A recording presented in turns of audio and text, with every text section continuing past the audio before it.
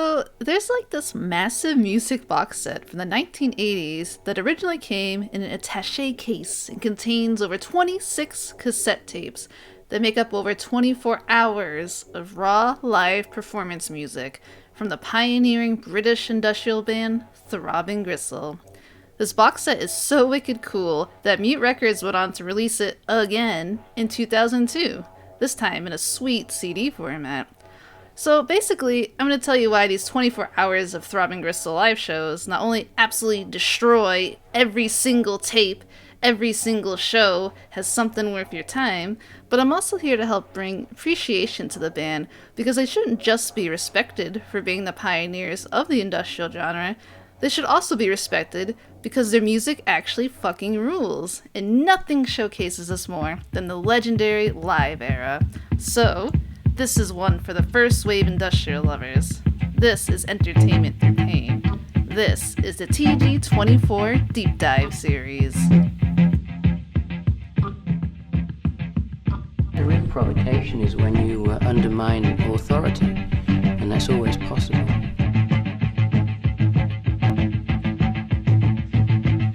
We just click in and that's it. It's almost like a psychic link between us all, you know.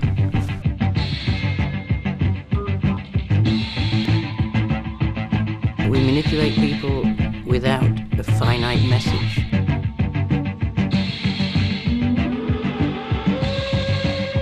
We very rarely do the same song the same way twice. Very, very rarely. Probably never.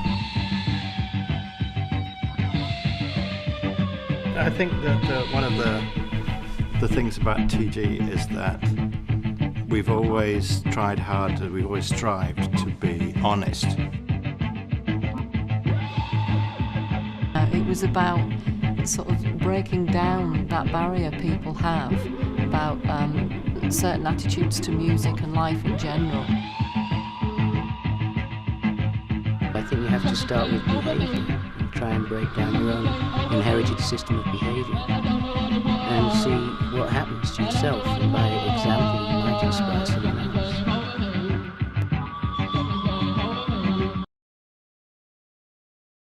Alrighty, now, since this will be an entire 4-part series, and I don't want to overload each episode with too much info, because even just slightly touching on the history of Coombe Transmission, its work, and the transition into TG can be an entire series on its own, I'm going to be breaking up all the little bits of info throughout the 4 episodes.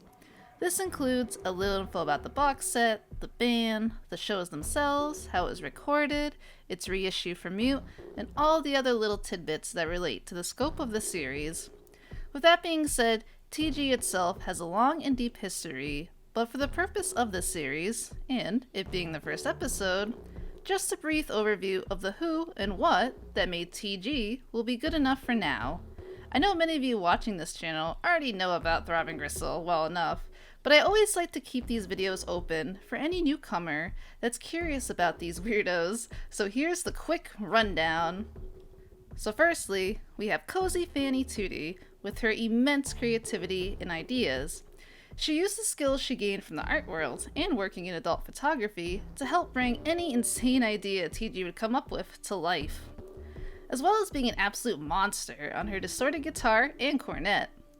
Next, we have Chris Carter, an absolute music tech and synth genius, as well as co-inventor of the legendary effect unit, the Gristleizer. He helped to create so much of their iconic sound by making units that help distort the band's instruments, as well as mix, master, and do much of the technical work for TG releases. Chris and Cozy would go on to make one of the greatest electro synth pop duos ever, and it has so much color and passion, aptly named, of course, Chris and Cozy. And sadly, as of 2023, they are also the only members of TG still alive. Then we have Peter Sleazy Christofferson, who was an incredibly talented artist, photographer, and musician who also worked for the iconic Hypnosis, which was a visual design group most notable for helping to create iconic album art for bands like Pink Floyd.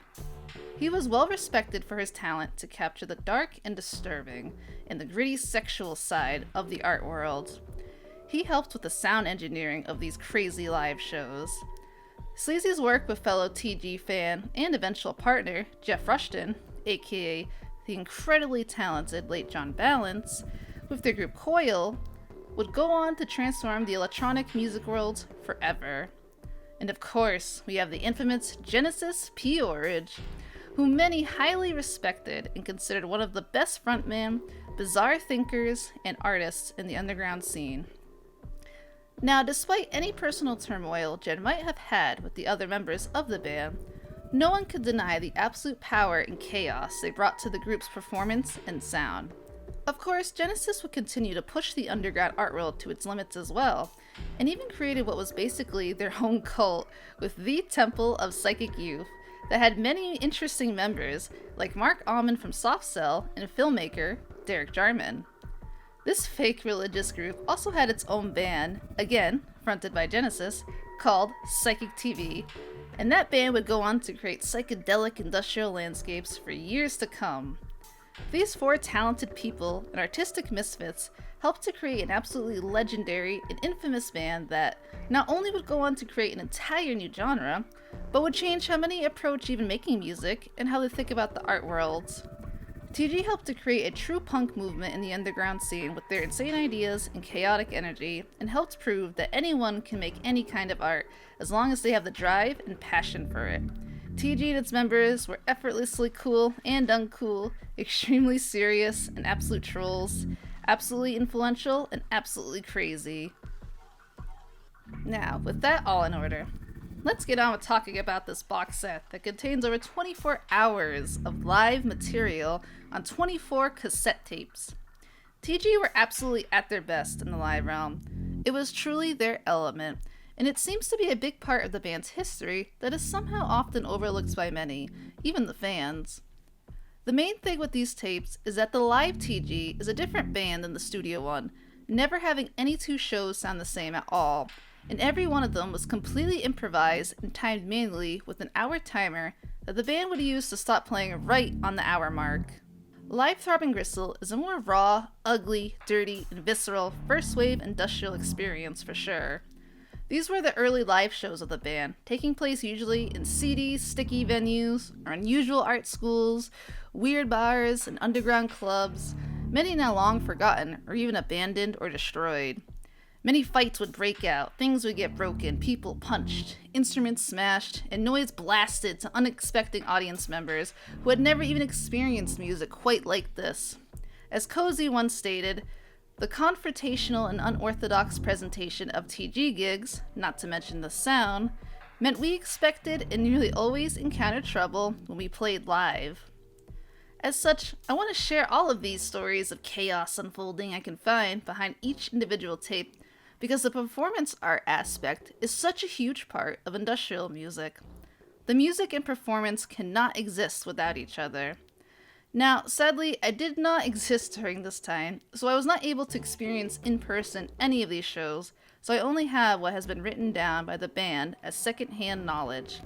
Also, between my sources, I was sadly not able to get information on every single show in this box set, so some tapes might be lacking in lore as a result. As I know it's possible that I have many older viewers who were actually there, you can feel free to add your own story down below, or any info you feel is also cool to know. I also naturally will just have more to say about some tapes than others. I have fully listened to all of these shows many times in various ways and locations. The amount of noise I listen to is probably against the Geneva Convention at this point. Either way, I listen to these tapes through headphones, stereo, in the car, walking around the Mall of America, and other weird places, etc., etc. And I wrote down notes for many of these listens. I have also made sure to listen to both versions of the box set, so I have heard the tape rips that come straight from the original cassette version, as well as listened to the CD versions from the Mute reissue. So my opinion pieces on these albums might sound all over the place for some, and very simple for others. That's just the nature of trying to interpret these noises and tapes and tell you what I think sounds just the coolest, and entice you to check out for yourself.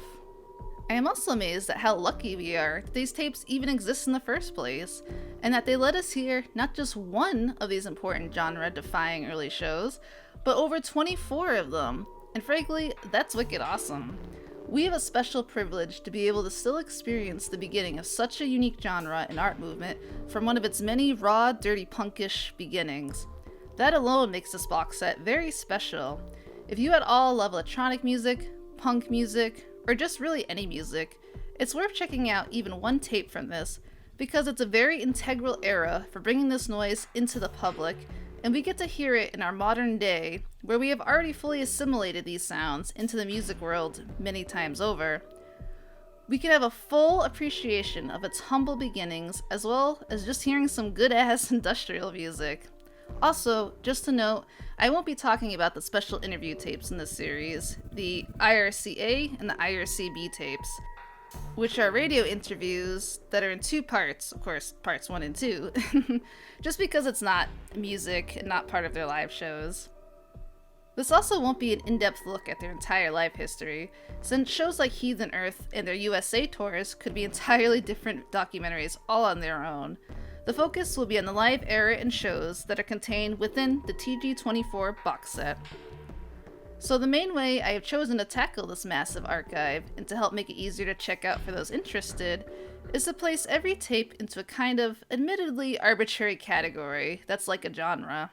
That is, I'm categorizing all the tapes into made-up sections that I decided all had some kind of shared attribute.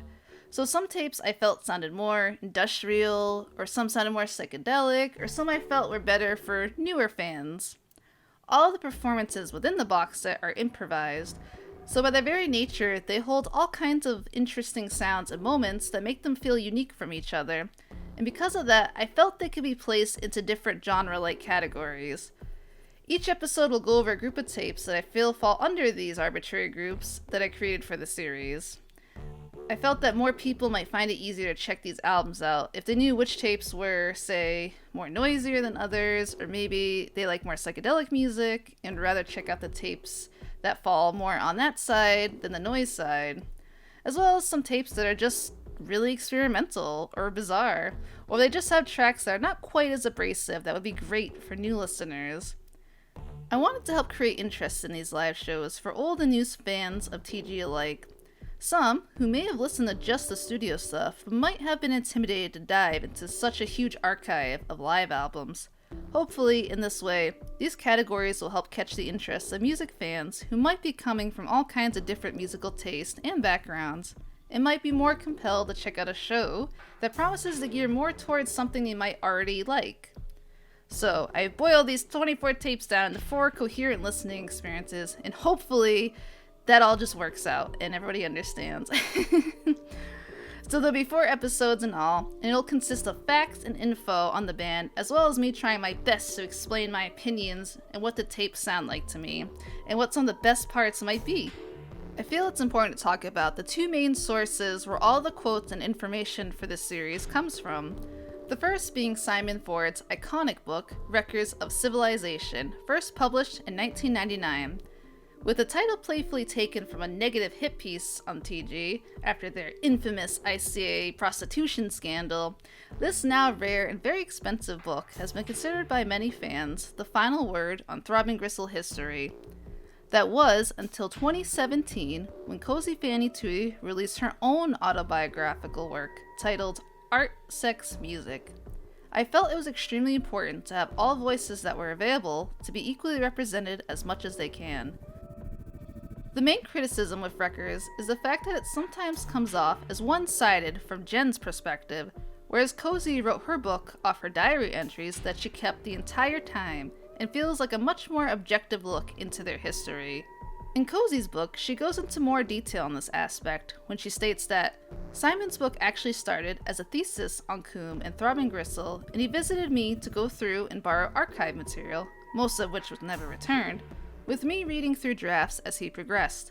It seemed an impossible task to me, and I was happy for Simon to take it on, never expecting that it would turn into a book. It has its inaccuracies, but stands as a good entry point for reference and analysis, and even before the book was published, it brought about some significant introductions in the art world. So respectfully to all parties, I am using both sources, and I will eventually do a more in-depth analysis on this very topic and into each book. I also researched various blogs by fans online, as well as comment sections, to see if I could gather anything interesting as well.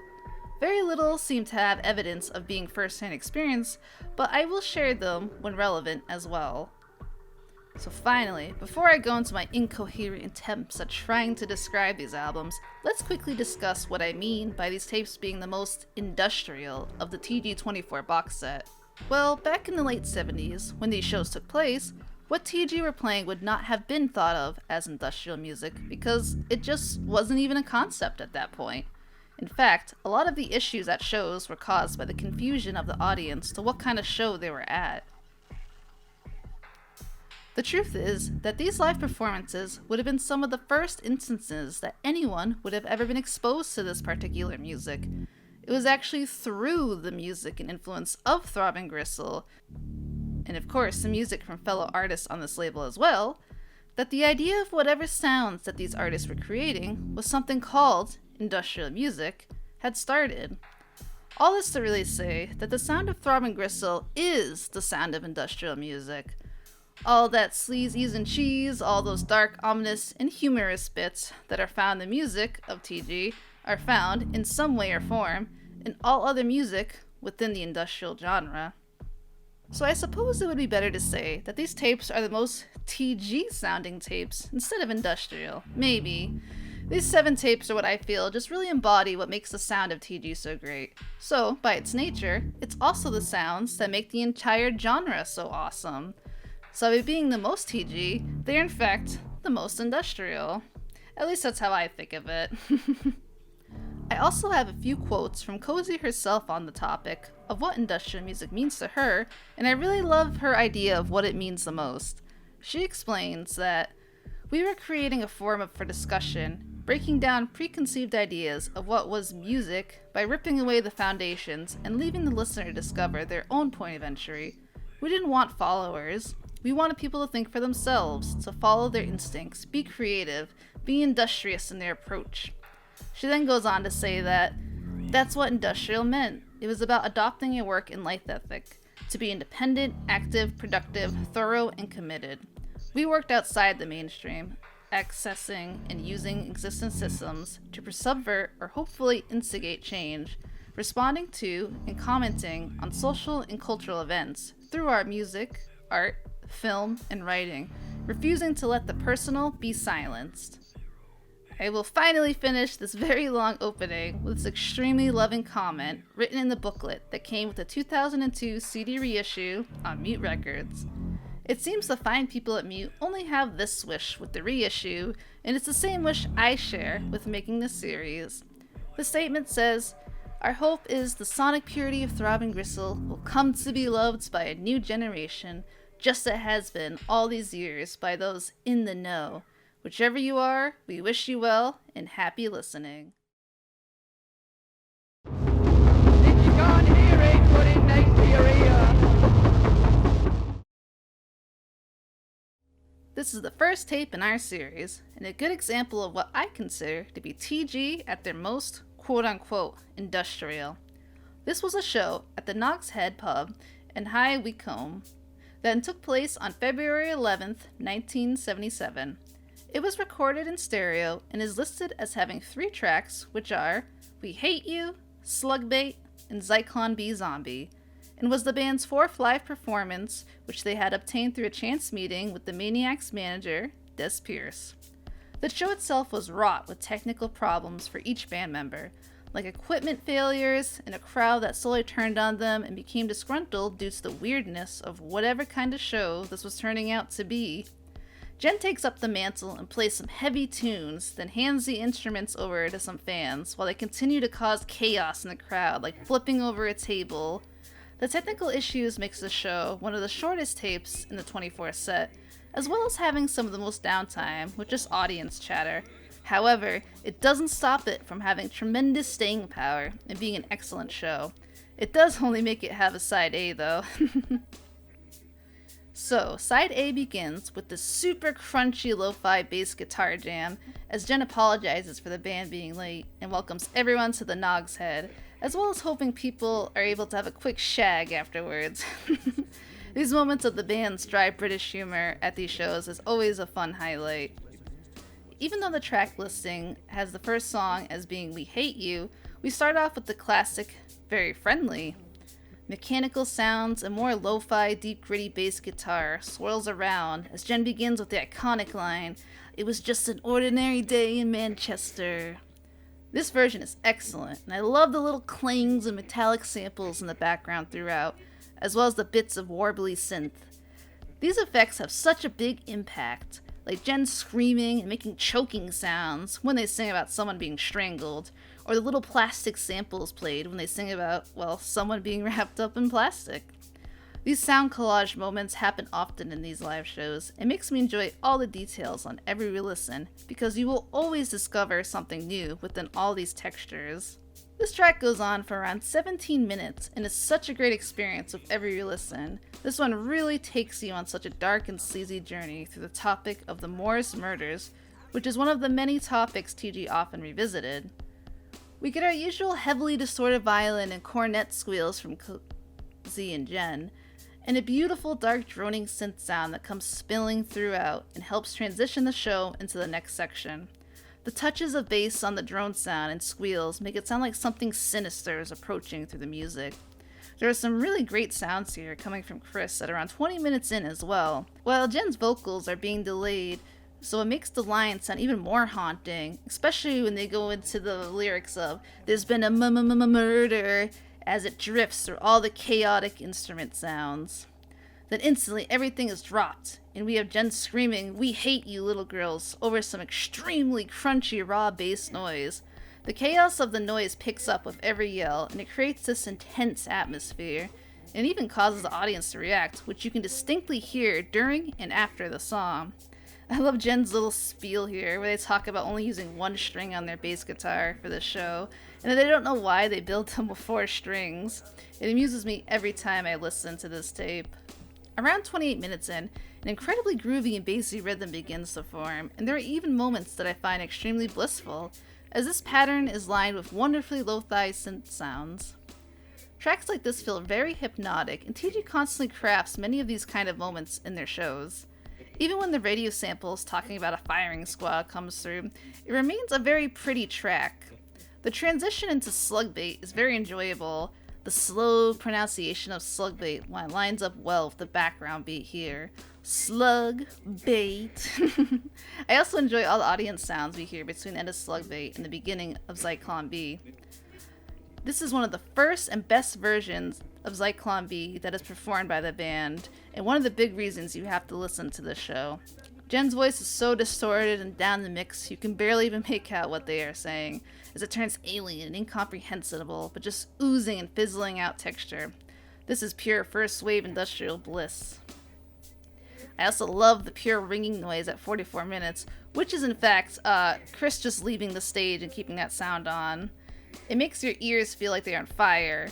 The end here is just so raw, and you can hear the audience losing their minds at the intensity of it all. Then you can hear it develop into more chaos and shouts of "fucking wankers" from the DJ. We end this tape with some heavy bassy drone once again, and then 10 minutes of aggravated audience sounds as they leave. A more in-depth look into the chaos of the night comes from Cozy's recollection when she says that Sleazy didn't turn up to load the van and got to the gig at 8 p.m. Jen did a solo of Very Friendly as none of the gear is working. Then it all kicked in, but my guitar cut after 20 minutes and I walked off to sit with a bunch of punk kids, who Jen then took on stage with him. Sleazy kept coming to Chris every 5 minutes to tell him something was wrong, and David Mayer had tried to help but was useless on the mixer. After 40 minutes, Chris left a screeching high note on his synth and walked off. Truly amazing. You're about ready for some music now. We've got to make you suffer first. This tape is one of the more energetic and noisy ones for sure. The show was recorded in stereo on the 22nd of May in 1977 to a crowd of 150 people at the Rat Club in King's Cross, London. It contains the tracks Tesco Disco, Fuck Off Cunt, £1 30 Wolverhampton, excuse my pronunciation, Goldilocks of the Three Fingers. This was the 7th live show the band had put on at this point. TG had gotten an invite to come play at this venue from a man called Brian Rat Davis, and it was an alternative music hall with a small room for shows in the back of the pub. It was known as a place for artists like sword swallowers, fire eaters, poets, comedians, and all kinds of underground shows were being held, so TG was a great fit. This was the band's first concert back in London since their ICA scandal. Chris Carter had written to fellow Coombe artist Paul Buck about the show afterwards, where he expressed joy about the success of the show and all their wacky antics they caused. Chris says that the gig was great, a full house, really sleazy with a stripper and a country jazz band and dirty films and cartoons. 75% of the people loved it, and believe it or not, but nobody walked out till after we had finished. The stripper was amazing, really gross. A 56-inch bust that she swung about like 2 bags. At some point, she downed to the audience and started smacking them into people's faces. Amazing sight. And guess who got into the chops? Sleazy did. Him of all people. Really funny. We went on and the atmosphere turned electric. You know what it's like. Jen got pissed out his head and kept throwing himself off the stage. A diary excerpt from Cozy about this gig also seems just as excited when she says, "A fantastic gristle gig. No other word for it. Jen was on form, pissed and hurling himself into the audience." And Cozy is absolutely right here. This is in fact a fantastic gristle show. This is a tape you will physically feel. This is definitely entertainment through pain. Side A starts off right away with a glitchy and noisy sounding intro, with multiple cool radio samples, and one of the best introductions for a song ever with the intro to Tesco Disco. Welcome to the Tesco Disco, Tesco Disco. There are layers of just straight noise, while a super distorted bass guitar just absolutely belts out crunchy fucked up riffs, while Jen's delayed vocals keep saying, welcome to the Tesco Disco. It's heterogenetic, loud, and visceral, and of course, very fun. Despite the sounds and vocals here sounding so thick and dense and muddy, the noise itself feels very visceral, and you can feel it down in your body. This entire section, where Tesco Disco dissolves into fuck off cunt, feels almost like you're listening to some kind of Italian-style death industrial album. It's that heavy. This intense atmosphere permeates through this entire tape, and if you're looking for one of the more challenging and noisy shows to listen to, then this should be one of them. The noises here are so well layered that it almost has a psychedelic vibe to it. The track eventually transitions to a more distorted drone sound. Instances like the one around the 16-minute mark showcase how TG can create dreamy sounds before it goes on full nightmare mode, with the transitions always being wonderfully crafted, of course. The added delay in Jen's vocals for the entire show also pairs beautifully with the background noise, and it just makes this whole tape feel so dirty and gross, but also just really amazing. I also enjoy the callback to the track Dead Ed as well, which in fact is the track that appears on TG's first album, The Second Annual Report, except there it's titled Maggot Death on that release. This particular drone-ish sound at the 22-minute mark is memorable, and it's just so thick, and the layers of glitchy noise that poke out really take it to another level. There are also moments of more spacey glitchy vibes here as well. The end of side A ends in another extremely noisy sound wall that has been escalating since the 30-minute mark, along with more intense Jen vocals, and neither of which show any sign of slowing down for side B. The next side continues immediately into the same heavy, dense buildup of lo-fi noise and textures until it becomes another unstable and muddy wall of noise like the beginning of side A. The classic TG high-pitched violin squeals and random noises come bolting out from this dense web of sound. This all builds up until it becomes a legitimate, pure harsh noise wall, bursting with intensity until side B just fizzles out, leaving all the noise dissolved away. So much energy in this one, even if most of it is buried underneath lo-fi muck. Also, I just wanted to mention that Cozy also sheds a little extra TG lore when talking about attending a different show but at the same venue, and I felt it was funny to mention, declaring that this was the show that had a physical confrontation between her and Chris's wife at the time, who they had been separated with. She had been harassing Cozy through phone calls and leaving messages on her phone, and she had come to this gig. Cozy states that she went to attack me. I moved swiftly to defend myself. It was her or me. I pulled her down by her hair, brought my knee up, and threw her to the ground. I wasn't going to let her get back up to retaliate. Her friends were motionless with shock. Chris and Jen came and pulled me off her and told her friends to get her out of here. This show is definitely one of the ones at the absolute top, even if all the tapes rule.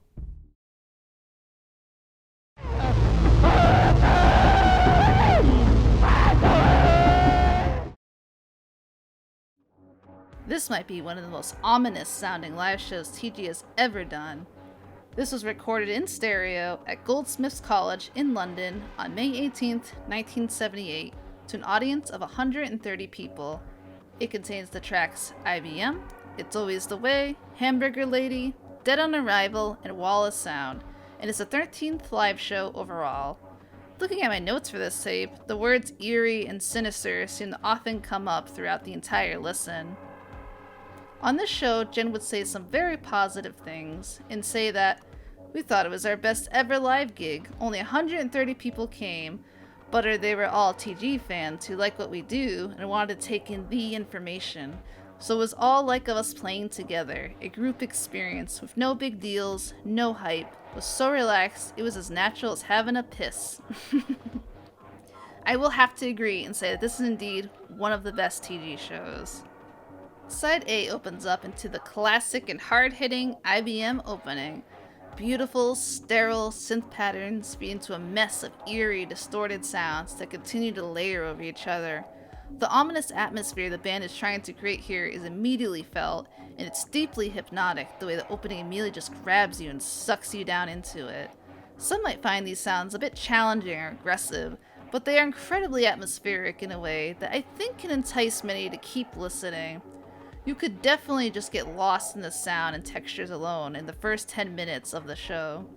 The way these beginning tracks all melt into each other just so naturally and smoothly is definitely a highlight here, especially the transition from IBN into Always the Way. A beautiful low hum starts around the 10-minute mark, and it just feels so good and deep in your brain. And slowly, Jen's delayed vocals drift on in. They almost sound like a ghost haunting the show with how eerie it all sounds. This part of the tape feels very spaced out and teeters on just being a dark ambient show. Lots of lovely distorted strings here as well. At 17 minutes in, all of this texture breaks down and dissolves away into one of the most sinister versions of Hamburger Lady TG has ever played. This one is very lo-fi, slow, droning, and feels like you're deep in this nightmare world crafted by the lyrics. The lyrics feel extra insidious in this version as well, as Jen here sounds so focused, so serious in their telling of this bizarre and sad tale, while their vocals are drenched in effects. This is one of the biggest highlights of the show, and of the box set in my opinion. It feels good to hear this track done in such a dark tone and vibe. Then, right near the 25-minute mark, we have another perfect transition of songs. Hamburger Lady's atmosphere is brightened up with the energetic chaos of Dead on Arrival. I also believe this is the first time they had played this version of DOA live, this version coming from their album, The Third and Final Report. It suits the overall unique nature of this show as well. The song gets heavier and heavier with noise and more violin squeals and builds up well into Side B. Now, Side B, in my opinion, is one of the absolute best moments in the entirety of TG24. It's 25 minutes of absolute pure industrial bliss. Side B mostly contains the end of DOA into the track Wall of Sound. This wall of sound is absolutely insane, and again, I cannot get over that they made something this amazingly visceral and textured just right there live. Just absolute musical geniuses right here, and I mean that wholeheartedly. The feelings they create are powerful, and it's funny to me that even some of the best quote-unquote professional or classically trained artists could never dream of crafting something like this just from improv alone. I won't go too into depth on every moment in this wall of sound, but it's worth checking out for yourself to hear what a great improvisation can sound like. TG are indeed masters of their craft. I also love the tiny bit of United playing in the last few seconds of the tape. A cute send-off for one of the darkest TG shows. Why is not this PA louder. I think this tape is a great introduction for people just getting into harsh noise. It dips a little into those intense sounds without being too challenging for a new listener. This show was recorded in stereo at the Industrial Training College in Wakefield on July 1st, 1978, and is the 14th live show overall. This tape includes the tracks IBM, Family Death, Cabaret Voltaire, Industrial Muzak, Hamburger Lady, Slugbait, Mother Spunk, Five Knuckle Shuffle, and of course, Wall of Sound. However, here, Wall of Sound is spelled as Whorl of Sound on the J card. Whether this is a mistake or intentional is hard to say, knowing TG's nature, and both answers could make equal sense. It's wicked funny either way. Side A starts off with another fantastic IBM opener. However, unlike the previous tape, this one goes into a more heavy, grimy, and incredibly dense atmosphere. This opener is pure chaotic bliss and it hits you right in the face and between the ears. The music is so distorted and sounds bassy and murky here. Again, it is pretty insane to think they made something this rich, crazy, and heavy right there live, all the way back in 1978. The way they crafted these legitimate harsh noise walls and sound collages always blows my mind. They were so talented and ahead of the curve in the world of noise. This noisy opener slowly transitions into a more deep and rhythmic sound as we drift between the tracks, Family Death and Cabaret Voltaire. There's almost a smoothness to the sound here, a nice, dark, deep electronic vibe. Then, around 8 minutes in, you get some intense screams and vocal performances from Jen as we crash right into the song Industrial Muzak. This is one of my favorite TD tracks ever. The metallic industrial rhythm is just so groovy and pleasing. Lots of loud squeals, noises, pops, hisses, screeches, and any kind of concrete sound you could think of appears here in some kind of form. Again, this is a show where you not only hear these sounds, you can feel them too. The music goes right into your head and melts the deepest parts of your brain. At 20 minutes in, we start Hamburger Lady with some lo-fi bass guitar strings and creepy medical samples.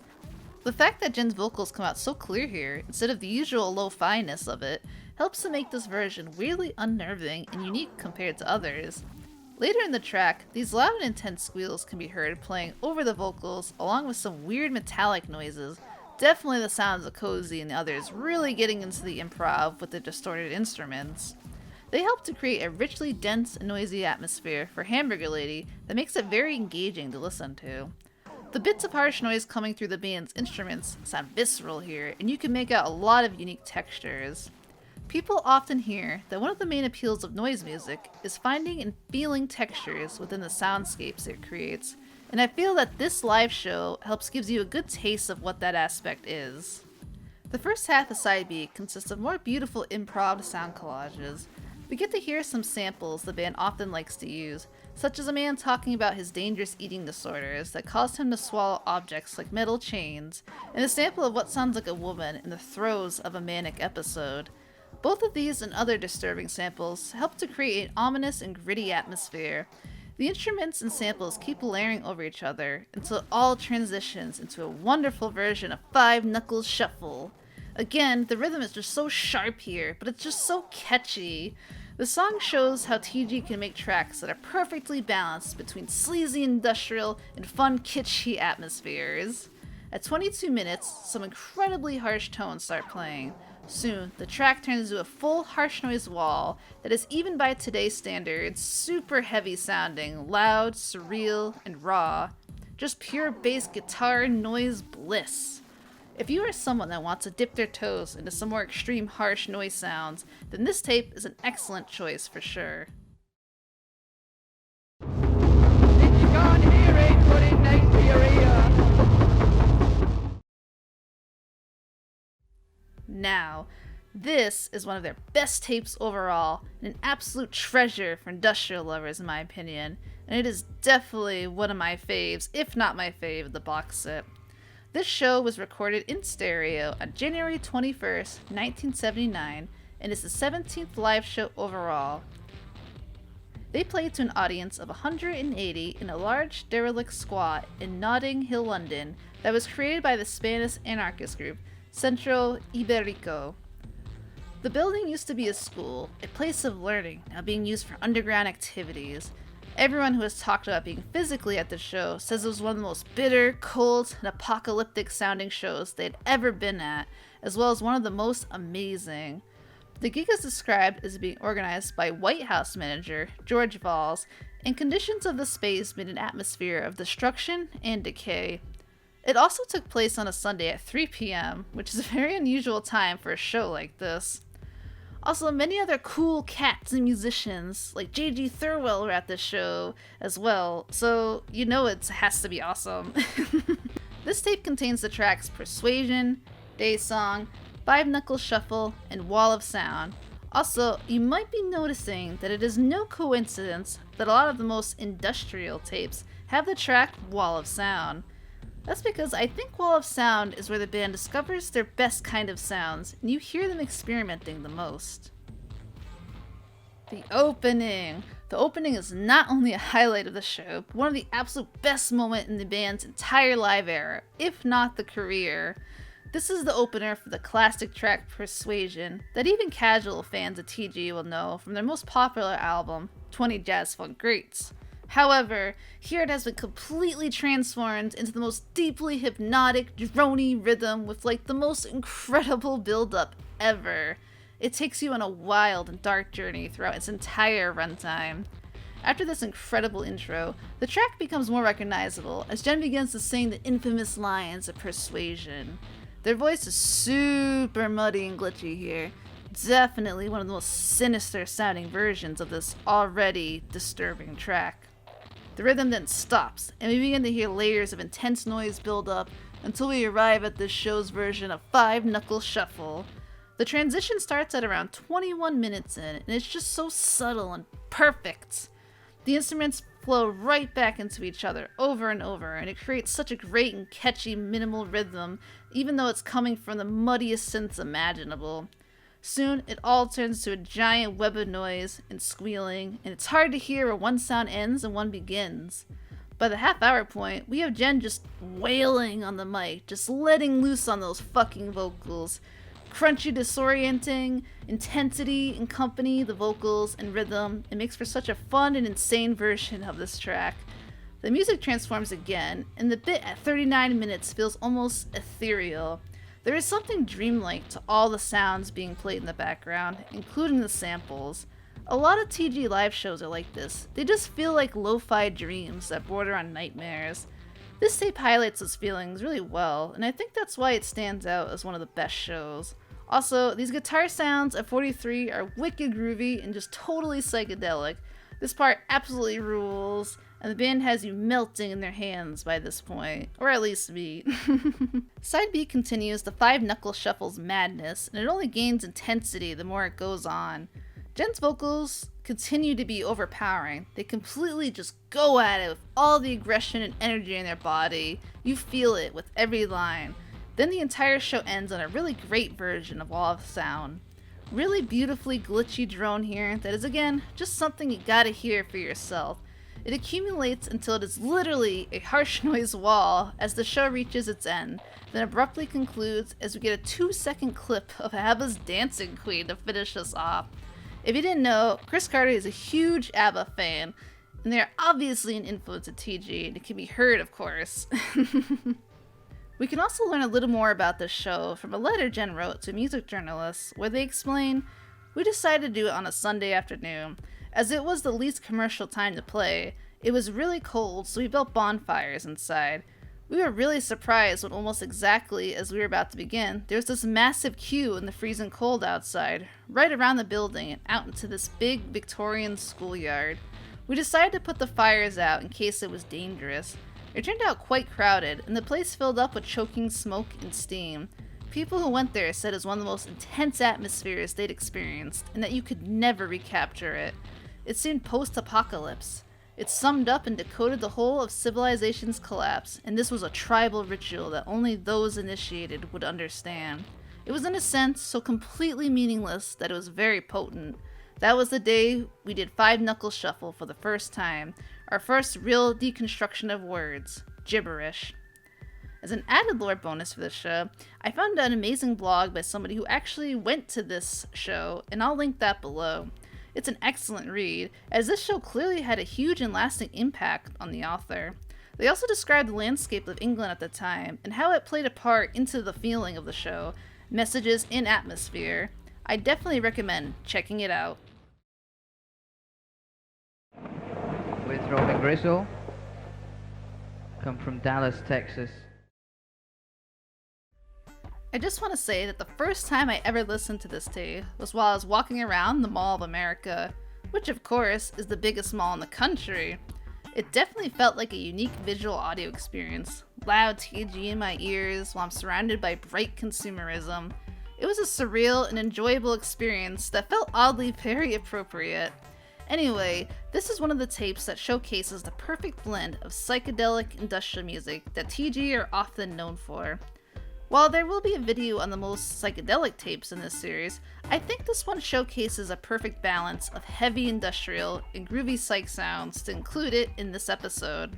This is one of the few tapes recorded in binaural stereo, and the show took place on the 26th of May in 1979 at the Guildhall in Northampton. The tracks performed are Wall of Sound, No Bones, Ice Cool Down, They Make No Say, Hamburger Lady, Day Song, and Sawmill. This was the 21st live show overall. For this show, Jen discusses the reaction to the powerful Wall of Sound opening and states that, "We did the Wall of Sound at the beginning, that's the most unbearable bit, and it really did aggravate people. We got beer glasses flying, etc. It was really nice to know we could still have that effect. It had been getting too easy. We were getting encores, cheers, we had to sign autographs on jackets. They were nice people who really liked it, but it frightened us nevertheless on one level." Side A drops you right into a mess of noise, no holding back here. It all begins with the unique fact that we have the track Wall of Sound as the opener instead of it being the closer. That helps to create a chaotic and harsh atmosphere right from the moment the show begins. We get some wild Jen vocals and crunchy sounds in the background that make it sound like straight up machinery is just going off somewhere in the venue. This is all accompanied by some minimal synth and distorted bass guitar chords. We have some interesting and groovy tracks here like No Bones and Ice Cool Down.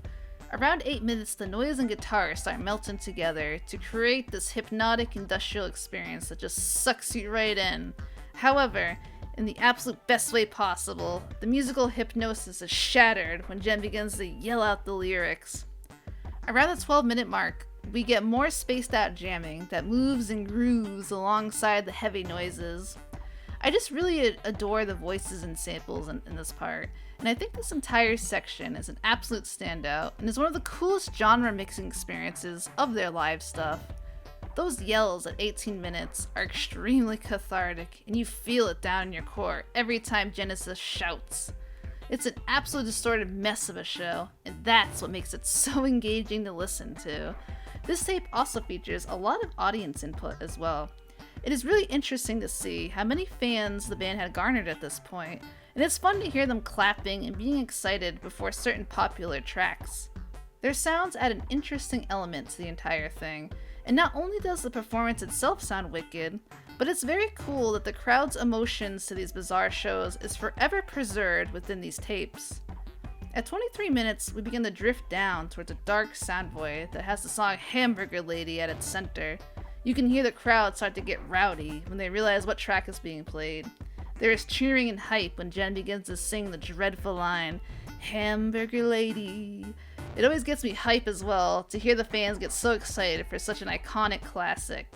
This track goes on until side B, where it just ends abruptly. Then side B goes right into the jams with Day's song, which is just another version of What a Day that many might recognize also from 20 Jazz Funk Greats. This live version is much more dark and chaotic though. It's insane and burning with energy as well. There's plenty of awesome sound textures here being made by Chris, and as usual, Jen is going ballistic in vocals here. They just set the place on fire with this performance. It's for sure one of the most energetic songs they have ever done on stage, and you feel it. The final track, Sawmill, builds up to this insane alarm-sounding harsh noise monster until we get more audience clapping and cheering, and then it's done. Again, a great show that perfectly balances psychedelic and industrial sounds and is worth checking out. You're about ready for some music now. We've got to make you suffer first. This will be the last tape we discuss in this video, and it's the one that has TG sounding the most loud and intense. Some of the sounds and vocals on this tape are extremely visceral and extreme. This is another show that was recorded using the binaural stereo technique and was performed on the 29th of January in 1980 at the Scala Cinema in London. It is also the 26th live show overall, as well as being the usual last recording in the standard releases of TG24. The track list includes An Old Man Smiled, Subhuman, The World is a War Film, Something Came Over Me, Don't Do What You're Told, Do What You Think. It was a show on a leap year and had special advertising just to celebrate that aspect. The concert included support from Monty Casazza and Leather Nun, and there were films played by Kenneth Anger, Anthony Balk, and William Burroughs. Monty would describe the band on advertisements here as Red Hot Funksters, and I just thought that was funny. Just like with the previous tape in the TG24 set, at the Leeds fan club, which I will discuss in a future episode, this show tried to keep the energy and music style they had established with their live album, Heathen Earth, which was a show they had done only about 2 weeks prior to this show. We can see tracks from that album here, such as Old Man and Subhuman. However, the way they performed at Scala is just as improvised as it was at Heathen Earth, and with that comes versions that are amazing all on their own, divorced from how they sounded on that record. On this gig, Cozy says that we put on an industrial records event at the Scala Cinema in London, with IR associated bands performing throughout the night, TG, Monty, Leather Nun, and screenings of films by Burroughs and Kenneth Anger. We kept ourselves awake with Pro Plus tablets and paid the price of terrible stomach cramps the next day. We fall right into an ominous landscape here as soon as side A begins. Loud feedback noises and eerie synth textures begin to fill the air while a slow bass churns its way through the layers of sound. It's so muddy and crunchy sounding here, as the track An Old Man's Smile builds up into a darkly atmospheric song. That is, until around the 6-minute mark, where it's break down into a super groovy minimal rhythm. Jen begins to sing the lyrics, and we hear that legendary line, "Can the world be as sad as it seems?" The background rhythm goes from groovy to dreamy.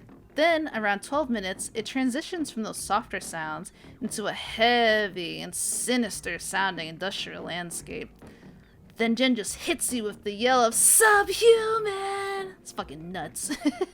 What a killer track. It has such an intense atmosphere that feels absolutely nightmarish, and it has been crafted with tons of warbles and scratches coming from the band's distorted instruments. Even Jen's microphone here is contributing to sound of feedback, and it all blends together to create what is basically a proto-power electronics track right here on this tape. The intensity of the vocals, the intensity and beauty of the noise in the background, it just comes together so perfectly. At 17 minutes, the music gets even more thick, even more atmospheric, and even more intense. You can just hear the crowd cheering afterwards and know for a fact it's because of the intensity. They absolutely felt it, and you will absolutely feel it as well.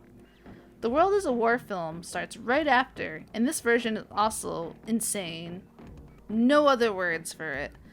The amazing minimal rhythm, the way it just slowly builds up, the eerie atmosphere it creates, the gorgeous industrial sounds that pop out at you throughout. Listen to those sounds at 21 minutes in, and you tell me that isn't one of the best things you have ever heard. Then bam! Jen just fucking straight up screams over and over throughout the track. It's so wicked. There are moments where it sounds like Jen is screaming some kind of incantation here. There's just something so primal about it. You can tell Jen is getting lost in the music and wants their voice to be the noise element of the track. Again, all I can think of is that this is just some straight up PE stuff right here. The part where they sing, "We will get married, we'll have a little baby," is just so haunting. I love the ending music to side A here. It has ominous yet kind of nice spaced out vibe to it. The beginning of side B is another highlight. Just a gorgeous and dark rhythmic playing out. Another one of the many moments where TG has casted some kind of spell on me and I'm just sucked right into the music. At the 8-minute mark, it turns into a wall of pure buzzing sound, but it's textured and pleasant. Then Jen says they found something, and it's legit a funny moment, especially after all that noise. Then they dive right back in with one of the TG classics, Something Came Over Me. This version is nice and lo-fi, dark and dreamy, with lots of clanging metal and bizarre sounds that I assume are samples. Also, something fun and super weird about this show is that you can hear quite a few moments that are sampled in other songs by other industrial artists. I won't point them out here, but if you're a weirdo like me that listens to this junk all the time, then you might recognize some of them. The show then ends on a noisy climax with Do What You Think, and thus ends one of the most intense Throbbing Gristle albums ever. A great tape to end this episode on. And with that, we are done. We finished our first episode in our fantastical adventure of navigating the TG24 box set. These were the tapes I felt were some of the loudest, noisiest, and most Throbbing Gristle sounding out of all the shows, and I do hope you'll check them out, even if it's just some of the parts that I mentioned were worth listening to. I hope you'll stay tuned for the next 3 episodes with just as many great and crazy shows, and I hope you will gain a little appreciation for what many consider the very first industrial band. I'll finish this episode off by giving you Cozy's personal end statement from the special issue of Industrial News that is included in the Mute reissue of TG24. At the end of her reflection on TG, she states, "It's one of those ironies that when something reaches its peak, it's come face to face with its end. That's what happened to Throbbing Gristle, and the mission was rightly terminated. That TG has continued to influence and inspire others is both a testimony and a tribute to its uniqueness and inherent power of spirit. I feel a sense of pride for what all 4 of us have achieved despite, at times, extraordinary odds.